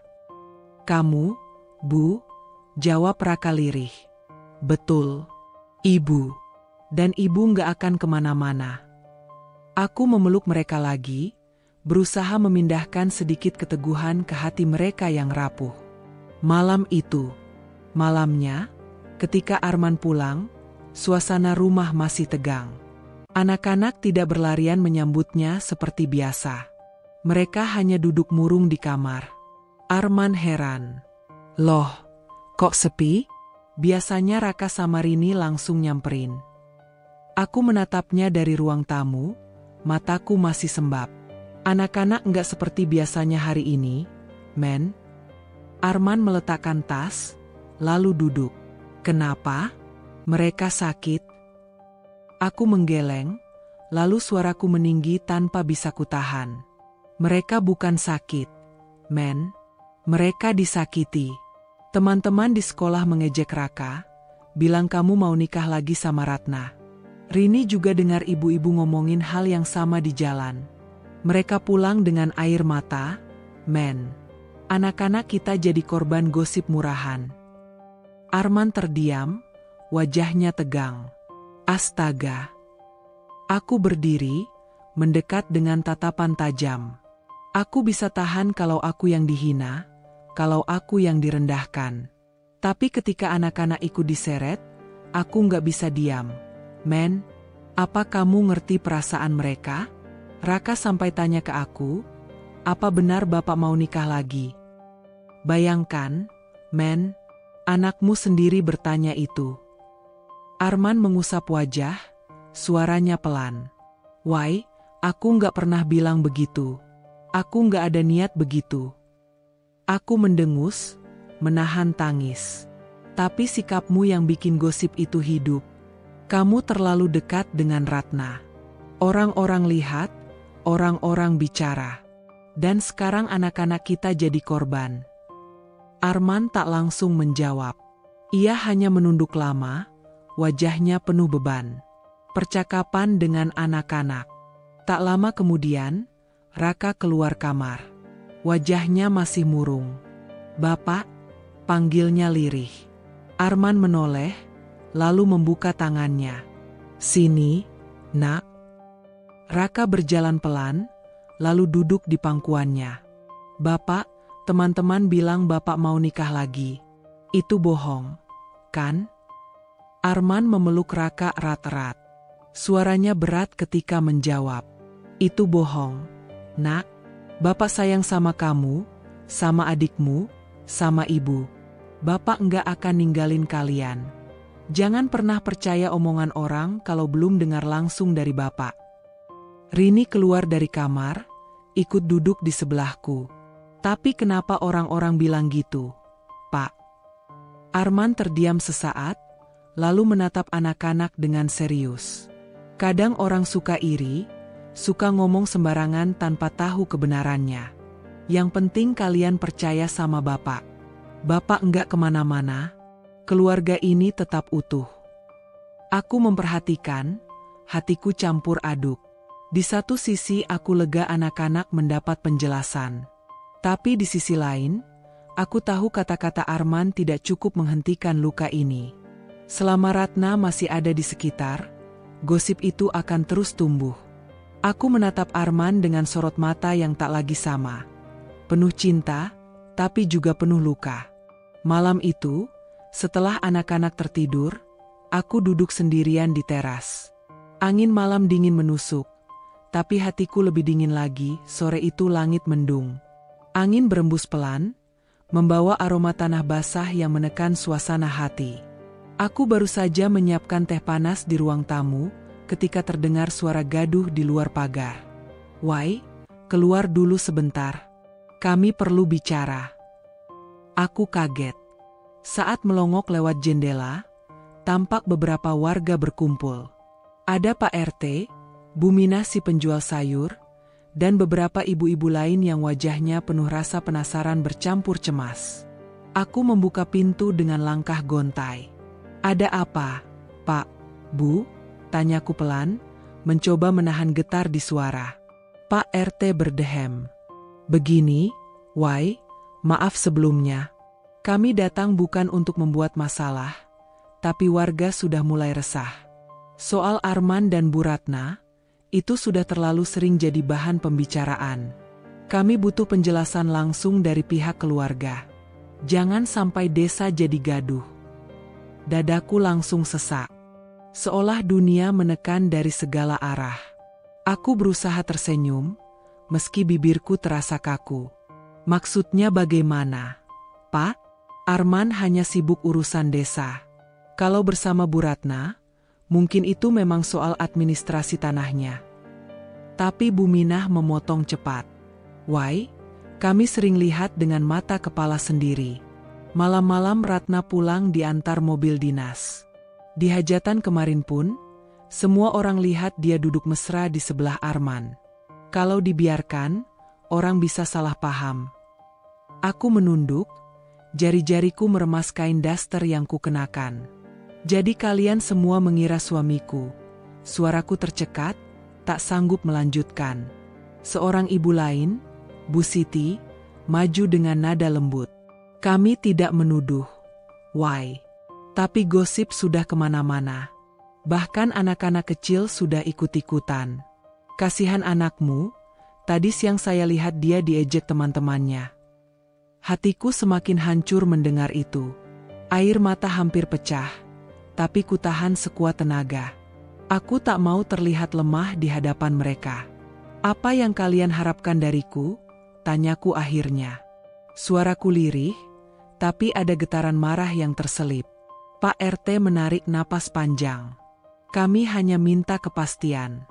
Kalau memang gosip itu salah, tolong buktikan. Kalau benar, kami khawatir nama baik desa ikut tercoreng. Arman itu kepala desa, semua gerak-geriknya jadi sorotan." Aku menggenggam kuat tanganku sendiri. Sungguh, aku ingin berteriak, menumpahkan semua sakit hati. Ingin bilang bahwa aku sendiri sudah melihat dengan mataku bagaimana Ratna dan Arman tertawa mesra di ruang kerja. Ingin mengaku bahwa setiap malam aku tidur dengan perasaan dipunggungi oleh lelaki yang dulu berjanji setia. Namun, kalau aku jujur, bukankah itu sama saja membuka aib rumah tanggaku sendiri? Bukankah warga akan semakin yakin kalau Arman benar-benar mengkhianati aku?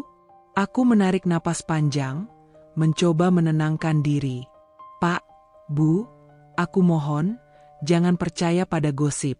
Aku dan Arman, kami baik-baik saja. Kalau ada yang terlihat janggal, pasti hanya salah paham." "Wai," suara Bu Minah melunak, tapi wajahmu sendiri kelihatan tidak tenang. "Kami tahu kamu menyimpan sesuatu." Aku tersenyum pahit, memalingkan wajah. "Aku hanya lelah, Bu, mengurus rumah, anak, dan mendampingi suami. Itu saja." Suasana hening sesaat. Warga saling pandang, jelas tidak puas dengan jawabanku. Pak RT akhirnya berkata, "Baiklah, Wai, kami hormati keputusanmu untuk diam. Tapi ingat, semakin lama ditutup-tutupi, semakin besar gosip akan membesar. Semoga kamu kuat." Mereka pun bubar satu persatu, meninggalkan halaman rumahku yang kembali sepi. Begitu pintu tertutup, air mataku langsung tumpah. Aku merosot ke lantai, menutupi wajah dengan kedua tangan. Aku terjepit di antara dua pilihan, menutupi aib suami demi menjaga nama keluarga, atau jujur pada warga untuk menyelamatkan harga diriku sendiri. Di ruang sepi itu, aku berbisik lirih pada diriku sendiri, sampai kapan aku harus menanggung semua ini sendirian? Siang itu matahari menyengat tajam. Aku baru saja menjemur cucian di halaman ketika suara langkah bersepatu hak menghentak jalan setapak menuju rumah. Aku menoleh, dan jantungku serasa melompat ke tenggorokan. "Ratna."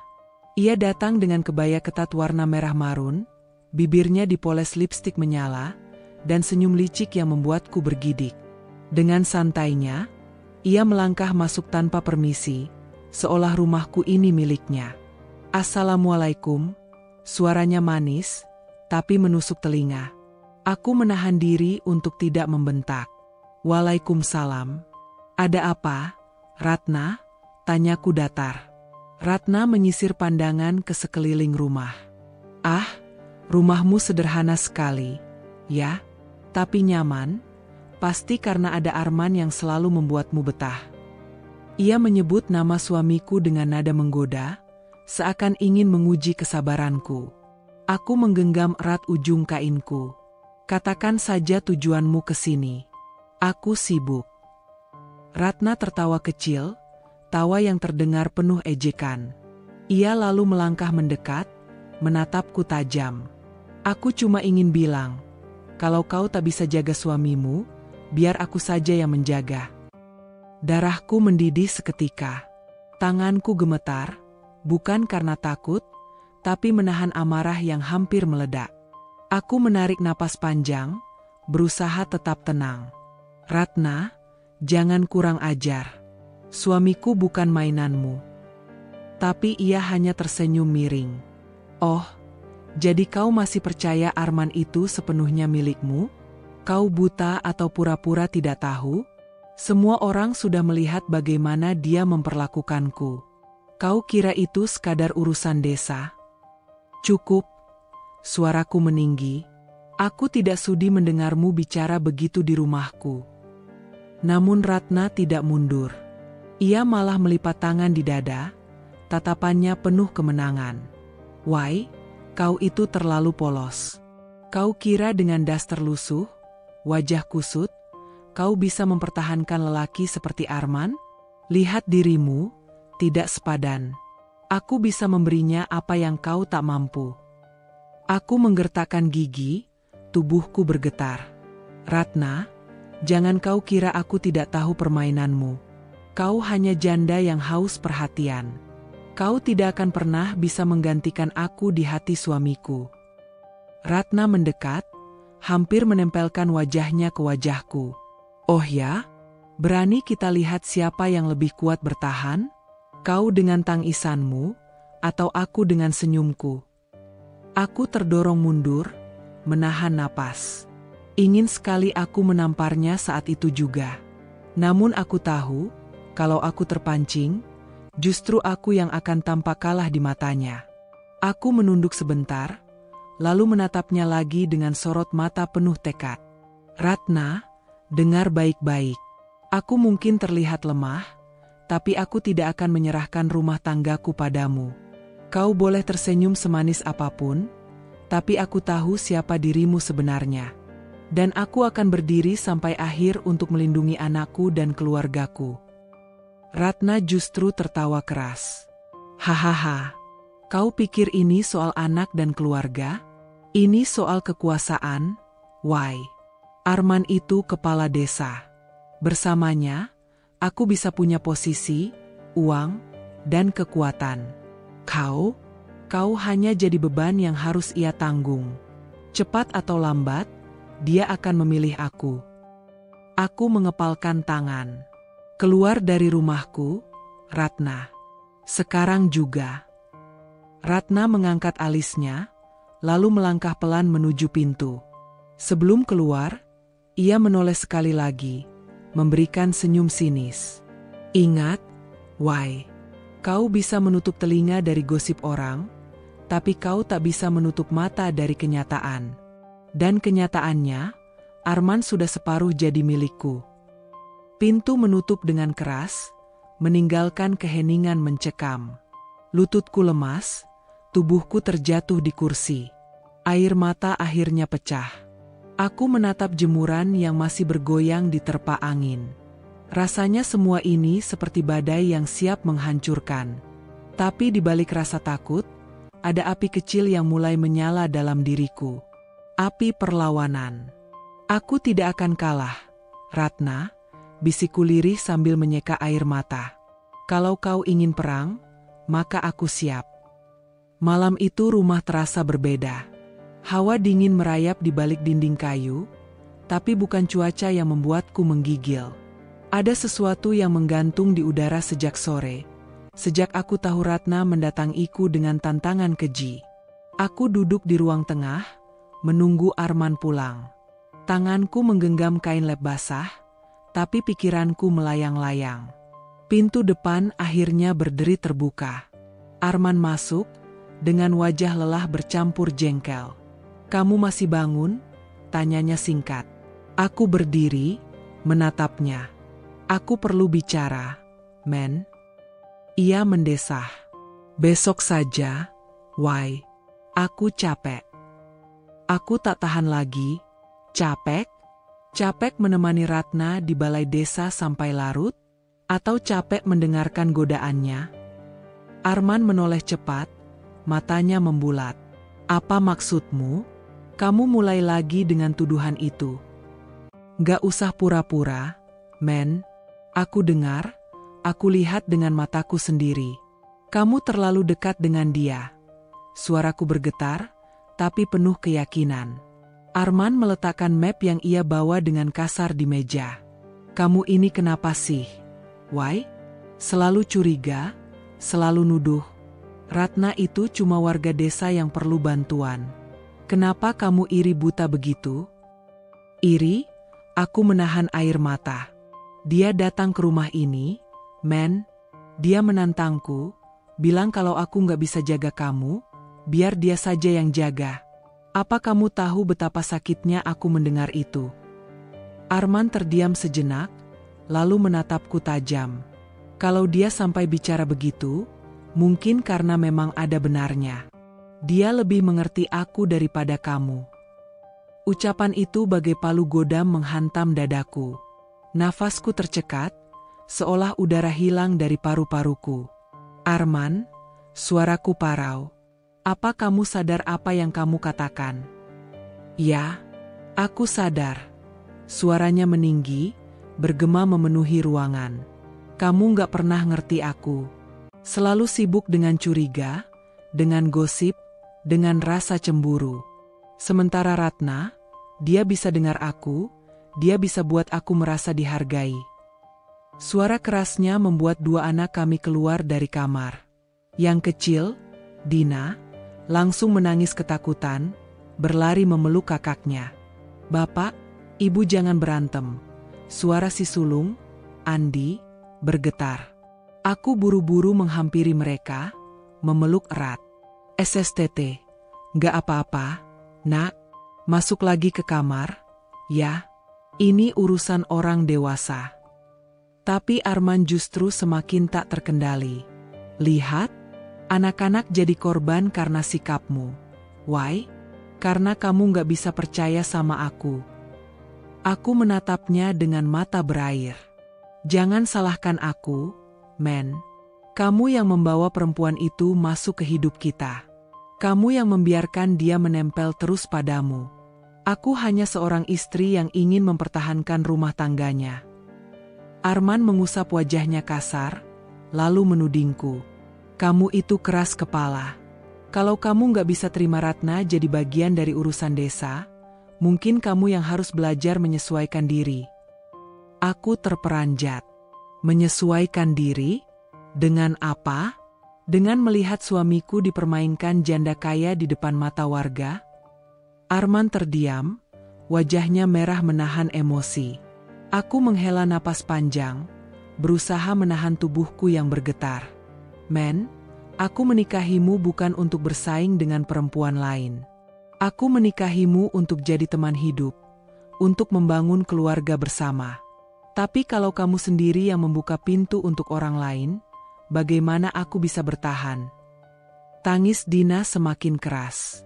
Andi menarik adiknya masuk ke kamar lagi, sambil menoleh ke arah kami dengan mata basah. "Tolong, jangan pisah, ya," katanya lirih sebelum menutup pintu. Keheningan menyayat setelah itu. Hanya suara napas kami berdua yang memburu. Aku akhirnya berkata pelan, hampir berbisik. "Aku bisa menanggung gosip warga, bisa menahan hinaan ibumu, bisa menerima hidup sederhana ini.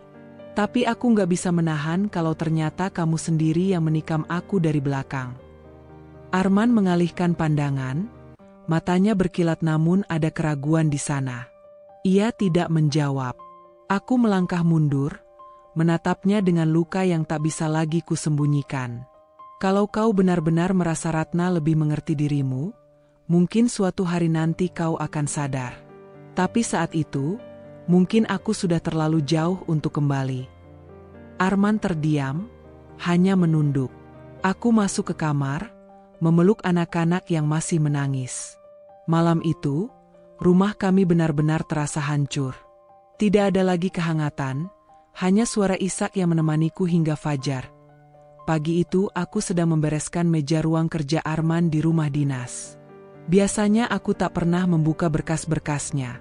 Tapi sejak pertengkaran besar malam itu, hatiku terus dihantui rasa curiga. Di antara tumpukan kertas, mataku tertumbuk pada sebuah buku rekening tabungan.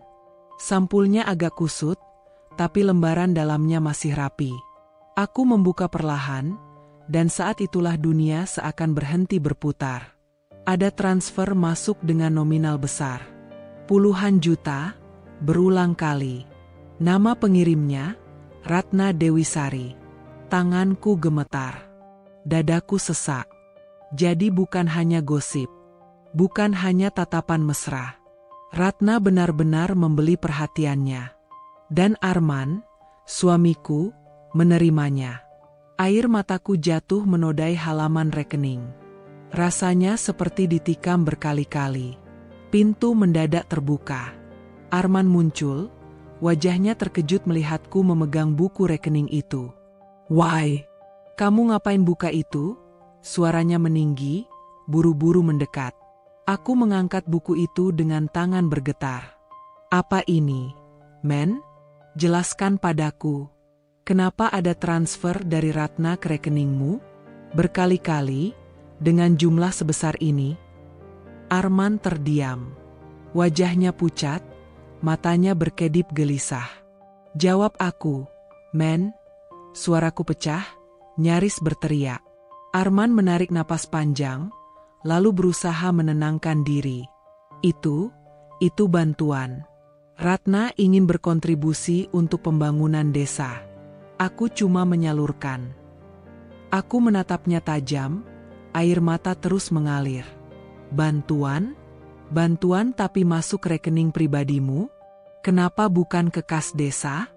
Jangan bohong, men." Ia terdiam, tak mampu membantah. Aku melangkah mendekat, menepuk dadanya dengan buku rekening itu. "Kamu sudah bukan cuma menyakiti aku, tapi juga mengkhianati amanah warga. Jadi ini alasannya? Bukan cuma karena dia genit, bukan cuma karena dia janda kaya, tapi karena uangnya." Arman menunduk. Wajahnya penuh rasa bersalah tapi juga marah karena terpojok. "Kamu nggak ngerti, Wai? Aku butuh dana cepat untuk proyek desa, sementara kas belum cair. Ratna yang tawarin. Aku cuma terima untuk sementara." "Untuk sementara?" Aku terisak. "Lalu semua kedekatanmu dengannya? Semua tawa dan senyum yang kulihat sendiri, itu juga sementara? Jangan bodohkan aku, men. Jangan remehkan aku." Arman menepis tanganku, suaranya meninggi. "Kenapa kamu selalu salah paham? Aku melakukan ini demi desa." Aku mundur selangkah, menatapnya dengan getir. "Demi desa? Atau demi dirimu sendiri? Kalau demi desa, kenapa kamu sembunyikan? Kenapa kamu terima uang itu diam-diam? Dan kenapa kamu biarkan Ratna menempel terus padamu?" Ia terdiam lagi. Kali ini lebih lama. Keheningan itu justru membuatku semakin hancur. "Kamu tahu, men, aku rela hidup sederhana bersamamu. Aku rela dicibir mertua, rela jadi bahan gosip warga, asalkan kamu setia. Tapi kalau ternyata kamu sendiri yang menggadaikan harga dirimu demi uang Ratna, apa yang tersisa dari kita?" Tangisanku pecah. Aku jatuh terduduk di kursi, menutup wajah dengan kedua tangan. Tiba-tiba pintu kamar anak terbuka. Andi berdiri di sana, menatap dengan mata merah. "Ibu, Bapak, kenapa ribut lagi?" Aku buru-buru mengusap air mata, tapi Andi sudah melihat. Wajah kecilnya terlihat kecewa dan takut sekaligus. Dina muncul di belakangnya, memeluk boneka lusuh. Wajahnya bingung. Arman menoleh ke arah mereka, wajahnya menegang. "Masuk, jangan ikut campur," bentaknya. Aku spontan memeluk anak-anak, melindungi mereka. "Jangan bentak mereka. Mereka sudah cukup jadi korban. Jangan lagi, men. Cukup aku yang kau sakiti." Arman terdiam, wajahnya kaku. Aku berdiri, masih memeluk anak-anak. "Aku akan simpan bukti ini. Bukan untuk menjatuhkanmu sebagai kepala desa, tapi untuk menyelamatkan anak-anakku dari kebohongan. Dan kalau kau berani bilang aku cuma cemburu buta, lihat sendiri, ini bukan tentang cemburu lagi. Ini tentang kebenaran." Aku mengangkat buku rekening itu tinggi-tinggi. Arman hanya bisa memandang. Wajahnya campuran antara marah, malu, dan takut. Malam itu rumah kami seperti medan perang tanpa darah. Aku akhirnya masuk ke kamar bersama anak-anak, meninggalkan Arman berdiri kaku di ruang tengah. Aku tahu, setelah ini hidupku tak akan sama lagi. Ratna bukan sekadar bayangan. Ia nyata, bersama uang dan tipu dayanya, telah merenggut suamiku. Tapi aku juga tahu, aku tidak boleh diam lagi. Sejak menemukan rekening dengan nama Ratna di dalamnya, hatiku tak pernah benar-benar tenang. Aku merasa semua pintu seakan menutup, kecuali satu, pintu ke masjid, tempat aku biasanya mencari ketenangan.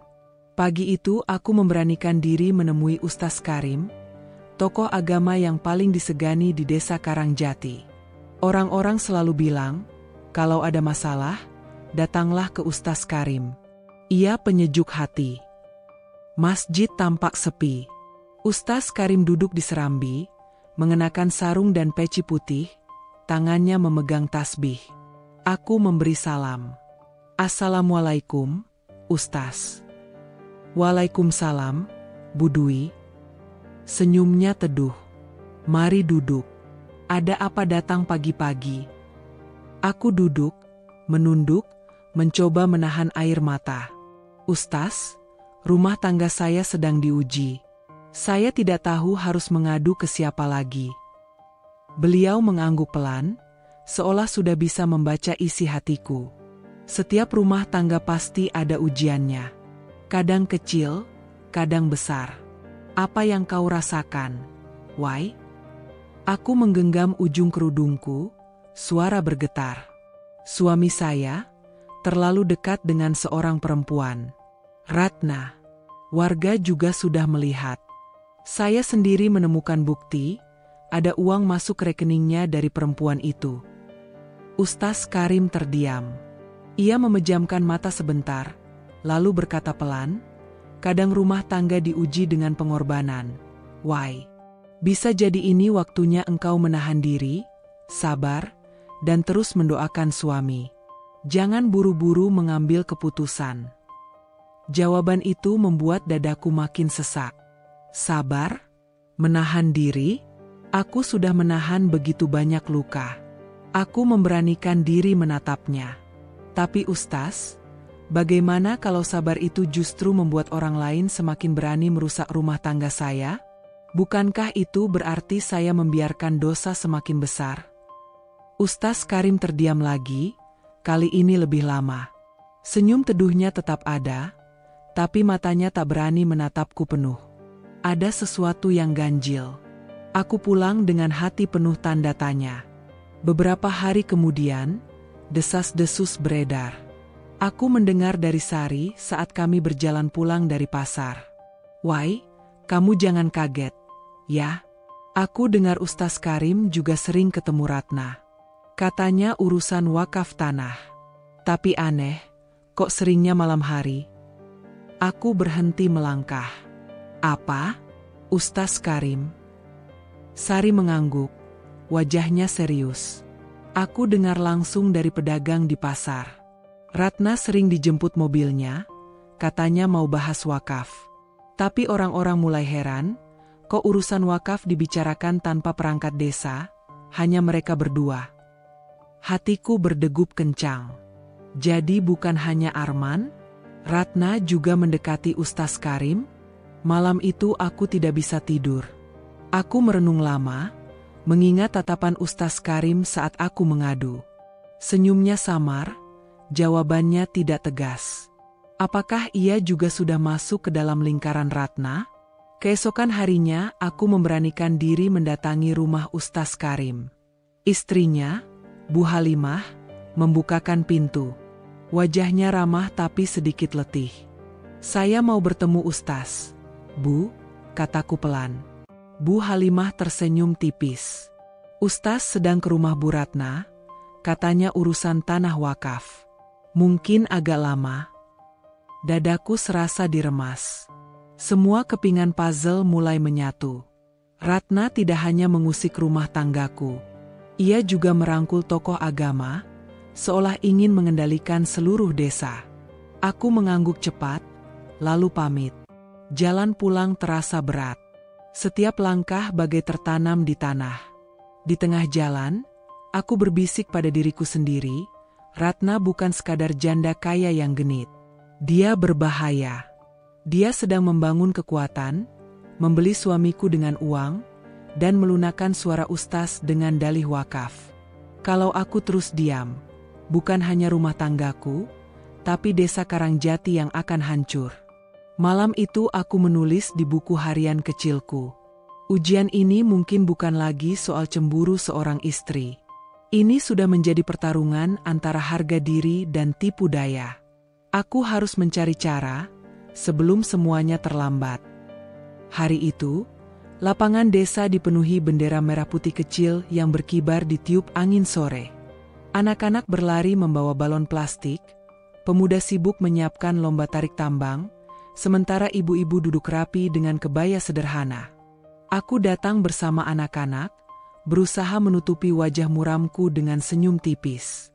Di panggung utama, Arman duduk dengan gagah memakai batik coklat. Tapi yang membuat darahku mendidih adalah sosok Ratna di sebelahnya. Dengan kebaya merah menyala, perhiasan berkilau di lehernya, ia tersenyum manis, seolah menjadi ratu di acara rakyat ini. Bisikan warga mulai terdengar. "Wah, makin terang-terangan aja ya. Kasihan Wiwin, istrinya kan ada di sini. Coba tuh, kepala desa bukannya malu, malah gandeng-gandengan." Aku menunduk, meremas jemariku sendiri. Hatiku bergemuruh. Anakku, yang berdiri di sampingku, menatap Arman dengan mata berkaca-kaca. "Bu, kenapa ayah duduk sama Bu Ratna? Kok nggak sama kita?" Suaranya pelan, tapi bagai pisau menusuk dadaku. Aku menarik napas panjang. Acara dimulai. Ketua panitia memberikan sambutan, lalu mengundang Arman untuk pidato. Suamiku berdiri, suaranya lantang. "Saudara-saudara, hari ini kita memperingati kemerdekaan bangsa. Kita harus bersatu, bekerja sama, dan saling menghormati. Tanpa itu, kita akan terpecah." Aku hampir tertawa getir mendengar kata-kata itu. Saling menghormati?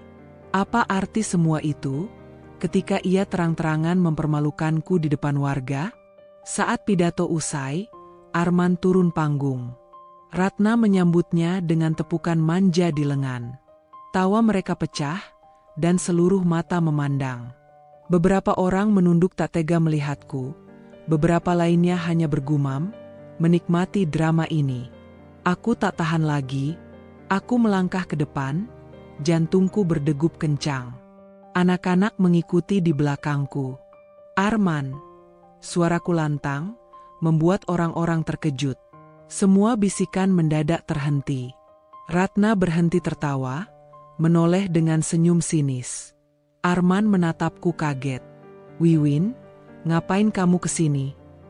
Aku berdiri tegak, meski tubuhku gemetar.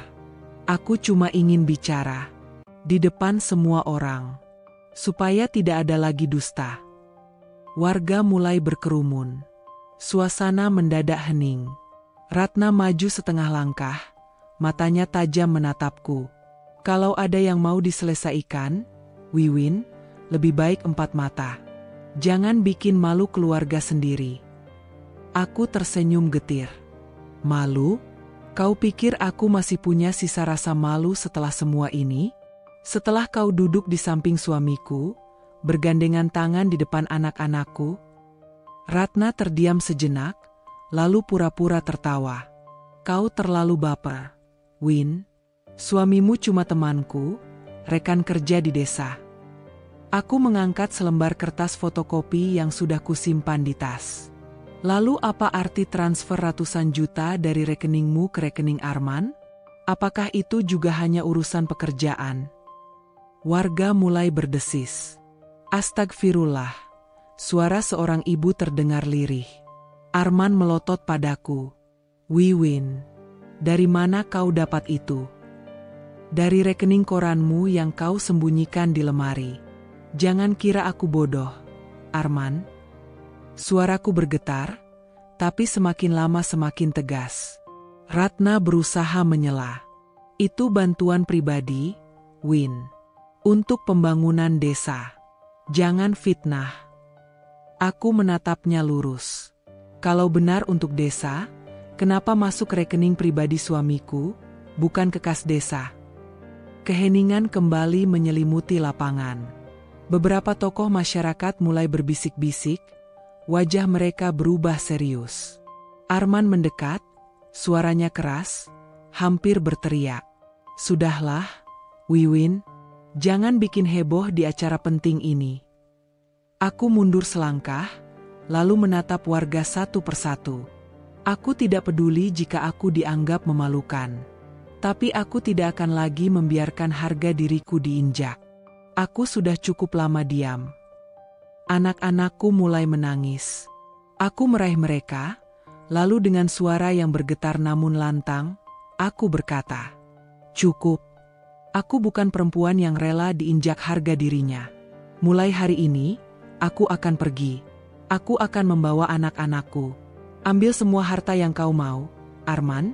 Tapi ada satu hal yang tidak bisa kau rebut dariku, martabatku." Suasana geger. Ada yang menepuk bahu suaminya, ada yang menggeleng tak percaya. Ratna tampak pucat, sementara Arman terdiam membeku. Aku melangkah pergi, menggenggam tangan anak-anak erat. Warga menyingkir memberi jalan. Di tengah langkah itu, aku mendengar bisikan lirih seseorang. "Kuatkan hati, Bu Wiwin. Kami tahu siapa yang benar."